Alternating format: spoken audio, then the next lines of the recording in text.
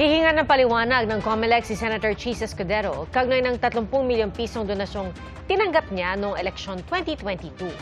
Galing po ang donasyon sa may-ari ng isang construction company. Saksi, si Ian Cruz. Nakaamba na ayon sa COMELEC ang paghain ng show cause order kay Senador Chis Escudero. Ito'y para pagpaliwanagin siya kaugnay sa campaign contribution sa kanya ng may-ari ng Centerways Construction and Development Incorporated na si Lawrence Lobiano noong eleksyon 2022. Nauna nang sinabi ni Escudero na nag-donate ng 13 million pesos si Lobiano sa kanyang kampanya noon. Kinumpirman na rin ito ni Lobiano. Ayon kay COMELEC Chairman George Erwin Garcia, una muna nilang sisilbihan ng show cause order si Lobiano at pagkatapos ito, si Escudero na ang kasunod.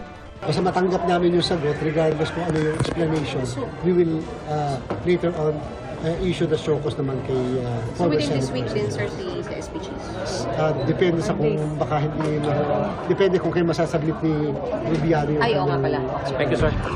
Ayon kay COMELEC Chairman George Erwin Garcia, una na nilang sinulatan ng DPWH para alamin kung kontraktor nga ba ng gobyerno ang kumpanya ni Lobiano. Lobiano, I think, will be released by tomorrow. Tomorrow na siya kasi naman meron naman, although we need to confirm pa rin sa DPWH para naman mas ma-strengthen. But since we can use already the admission doon sa House, then gagamitin na. Ipapaliwanagin lang muna. So, Sa Senador, sir, kailan ibibigay?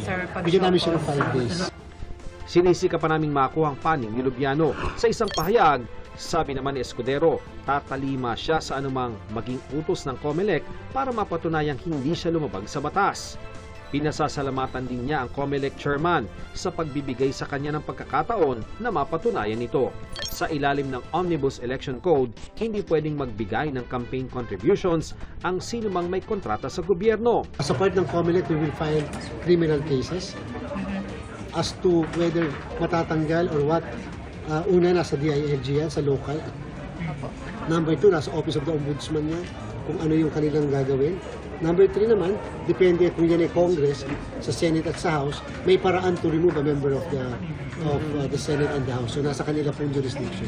Sabi ni Garcia, may 52 contractors na nag-donate sa mga kandidato ang inimbestigahan ng komisyon. Meron kasi mga contractors, may 4 na contractors nagbigay sa isang kandidato ng halimbawa. So 7 national candidates, meaning senators and district congressmen, tapos 15 political parties and party list. Tapos merong 2 vice governors at 2 governors. Naniniwala naman si Senate President Tito Soto na mahalagang magpaliwanag ang mga kandidato sa COMELEC. Kasi nga may mga kabawalan eh.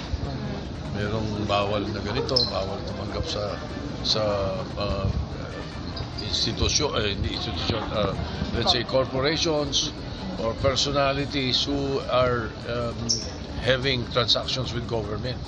Bawal yun eh. Ngayon lang kumakain kaming mga government officials sa isang restaurant eh. Tapos merong magpipresenta na ibabayaran nila yung kinain mo. Kapag yun may transaction sa gobyerno, bawal yun eh. At hindi lang siya ang bawal. Pati ako natatanggap ay bawal. Para sa GMA Integrated News, Ian Cruz ang inyong saksi. Mga kapuso, maging una sa saksi. Mag-subscribe sa GMA Integrated News sa YouTube para sa iba't ibang balita.